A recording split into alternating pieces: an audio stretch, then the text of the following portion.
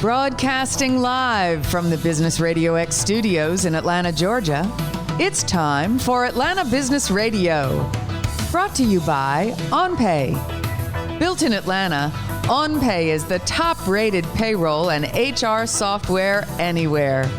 Get 1 month free at onpay.com. Now, here's your host. Lee Cantor here, another episode of Atlanta Business Radio, and this is going to be a good one. And remember, this work would not be possible without the support of our sponsor, OnPay, so please support them so we can continue to share these important stories. Today on Atlanta Business Radio, we have Hillary Drummond Simpson, and she's with HDS Enterprises. Welcome, Hillary. Thank you, Lee. Thank you so much for inviting me. Well, before we get too far into things, tell us about HDS Enterprises. How you serving folks?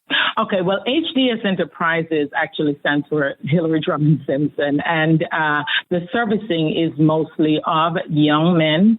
And how we do that is in many ways we have programs that we have in schools that I write for them, because a lot of times, you know, you cannot reach our young men unless you can reach the social and emotional. They are not doing well because the social and emotional is not doing well. So I write programs for them, and I will teach the trainer to do it, or I will go into the schools and get our people to train them on the social and emotional. We have one program called Young Men of Promise, which is for this organization, schools and churches and different organizations like 100.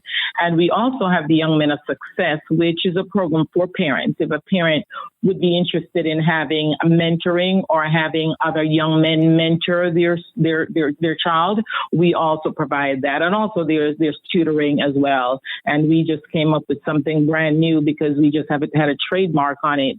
And we are able to work in the field of leadership, civil rights, you know, law enforcement relationships with our young men. So that means that we're able to go into the Congress, and we can speak for our young men and ask them to make some changes because we are affected disproportionately.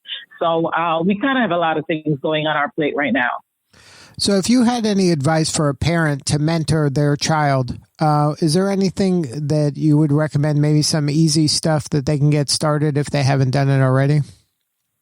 Well, it all depends. It all depends on what's going on with the child. So, you know, a lot of times we have to think about what's going on with our young men. Are they succeeding in school? Are they going to school? Are they dropping out of school? What is going on? Because a lot of times it's not so much what is in the school. It's a lot of times it's at home, and parents make the mistake of not really thinking about that.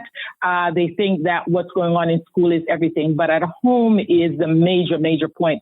So if you're not getting along with your teen, or if you find that they're dropping out of school and they have different friends, and you know that there's definitely something going on with them.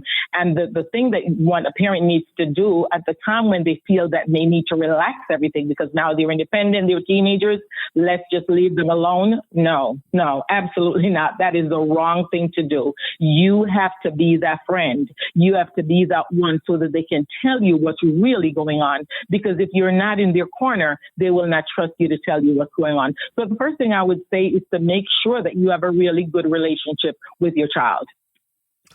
So now, what was the genesis of this idea? Why did this become such a passion and a cause for you? Wow.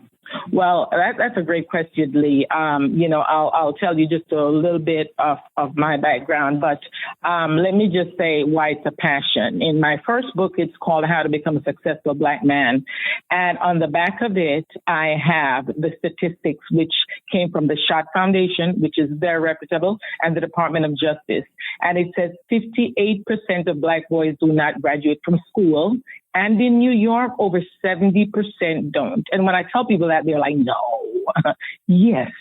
Okay. The justice system also looks at the 3rd and 4th grade scores in order to decide where to build their jails.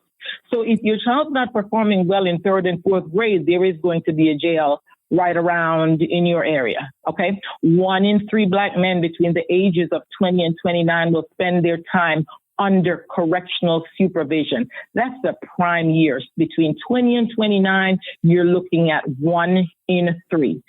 So there is a lot really going on. Besides that, President Obama, when he was in office and right before he came out, he instituted the My Brother's Keeper program.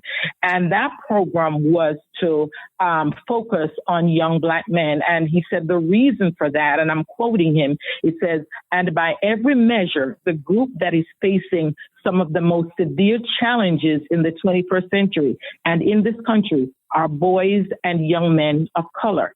Okay.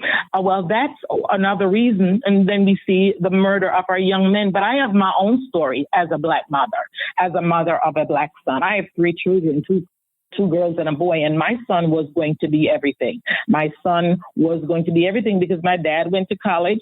My brother went to Harvard. My mother went to college. Everybody went to college. One of my daughters, she's an attorney. So my son was in the middle, and he was going to be everything. So I decided to move from the main streets of Brooklyn, New York, because at the time they had a no loitering law. No loitering means that you cannot be standing on the sidewalk talking to your friends or talking to anyone. If you know Brooklyn very well, there are not a lot of backyards. So there's really no place for them to be. And I saw, my neighbor's children being carted off to jail just because they're standing on the street side talking to somebody. So I decided that was not going to be my son. So I decided to look for the best schools, and I found the best schools in New Jersey, a top 10 school in the country. And that was the neighborhood that I moved to. Of course, we were 2% African American in the town. And at the time when I moved there, I was very excited. I still have really good love for the town because I've done a lot of things there. But what I noticed was he was 12 years old at the time when I moved. And the problem didn't really start much there. It started when he was 17 and 18 and now driving. And now he was on the road, and he was big and tall, muscular, bald, and dark-skinned. And so that he was a target. So he would be sitting in his driveway, and the officers would come to the driveway and ask him for his driver's license to prove that he lived there. So one evening he decided that it was just too much. He was sitting with his girlfriend, and he wasn't going to give them his ID, which I warned him against. I said, don't ever do that. No matter how many times, you need to be safe. So he walked in the house and said, I'll prove to you that I live here. I'm tired of you guys harassing me. Well, the very next day at around 3 a.m, my husband and I was home. He was not there.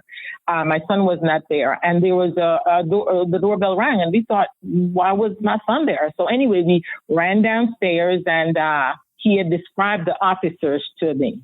One was dark-haired with glasses, and the other was sandy-haired and with blue eyes. The same 2 officers came to the door, and they said, ma'am, we had a call from 911. I said, 911? No one called. And they said, ma'am, you can't be sure. Is there anyone else living here? I said, yes, but my son is not here. They said, ma'am, just be sure, because a call came into 911 from this number. So at the time, hindsight's 2020, I didn't really know better. So I let them in, and they went downstairs, looked around, and said, okay. I'm thinking at that point in time, not at that point in time, later on, that they were there to show him that if I want to get in your house, I can. And I shouldn't have, because they could have gone down there to do anything. But the bottom line is that continued. He'd be jogging, and he'd be stopped by a slew of officers. And the reason they say they're stopping is because someone called 911 that a Black man was on the block. And they were asking where he lived. And he said, right across the street. And they said, where's your ID? He says, I am jogging. I don't usually jog with my ID on me. Well, anyway, that was an issue. Then another time he was stopped again because he crossed the white line. It was a night when he had his girlfriend in his car, and her friend stopped over the white line, and they took him out, and they said, sir, you need to get out of the car. For what? Well, you need to get out of the car. Bottom line, they took him out, they put the handcuffs on him, and then they said, look what we found down here, and immediately put a little white bag and then pulled it out. Look what we found here. All the time laughing together while the 2 girls were sitting in the back of the car. All the time laughing. So I thought it was a little bit too much. So I called the mayor's office, because I worked for the mayor. I was on the Human Relations Council. Even though I was an educator, I worked in the community a lot. And so I called them. The chief of police was there. My friend, who's the mayor of the next town, who's an African-American woman, his girlfriend's parents, we were all there. And the problem was that they would stop harassing us. And because each time my husband would go to work, my husband would be stopped. And the next day when they stopped him, they said, "Oh, it's you, Mr. Simpson. Have a nice day." Okay, so they saw blackface and they decided they were going to stop. Well, the bottom line is, after we made that complaint and I went to the police station and made that complaint, my phone rang at 3 a.m. one morning and it registered the complaint department of the police station. The very next morning, it rang again with no return address, no phone number, nothing. For 1 year, Lee, my phone was called at 3 a.m. in the morning, every single morning. I had to make sure to turn my phone off. I was in Africa. My phone was called. So if I didn't turn my phone on, I would be interrupted in my sleep at 3 a.m. And so that went on for 1 full year. And that was the harassment for me for making a complaint about what officers were doing to my own son. So I've lived it and I see it happening over and over and over. And I realize, look, we need to do something about this. Plus, you've seen now, when I used to talk about this before, people don't really believe it if it doesn't happen to them. If it happens to you, you understand it. But if it does not happen to you, that's not part of your schema. You really don't believe stuff like that. So I have a lot coming. And as an educator, I have been working with our young men for a long time. And so I realize how they sometimes would not have as much as they need to have, but they pretend that they do when they really need help. So my concern has been there for a long, long time. And my thing is to make sure that I have them become successful, just have a system of success so they can have a better environment and a better life. And that's my focus. Now, you're the author of a couple books on this topic. What are some ways that we can help you? Are you looking for just getting the word out about these books? Are you looking to partner with groups and organizations to kind of do some leadership training? Yes. What do you need? Yes, we're looking for groups to partner with our company. We're looking for people to partner with us. We also have actually a Facebook group that helps mothers who have issues, concerns about their young men and really need help, that they can come on, talk about their issues in a safe place where they can be believed and they can be helped by someone else who kind of understands it. Yes, we're looking for partnership. Yes, we're also looking to get the word out about the books, get the word out about the programs. But my focus is to be of service to my community that really, really needs it. And one of the things that I think that we all need to do, I think all of us need to do, is to educate ourselves on what has happened and what is really going on right now. And what do you need to do to make sure that your family is safe and successful? And how can you support someone else?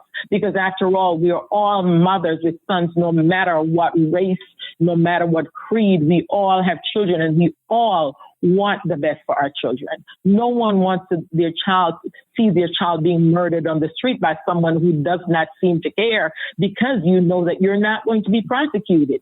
You know, that's also another problem. They realize that there's not going to be any prosecution. They'll start it, and before you know it, it's dropped, because there are relationships with prosecutors and police officers. You know, one depends on the other.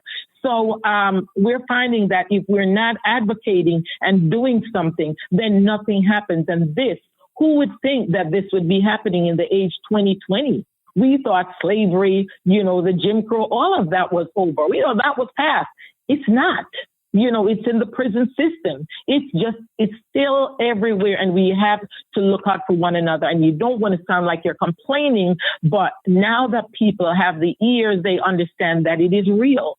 It is real for me, and it is real for other mothers. I see what happens to them. I see what happens when they come into school. I see how disproportionately they're affected. And if you complain, I made this mistake once, Lee. When I started Save Our Black Sons last year, I actually didn't realize that I put a post on the new Facebook page.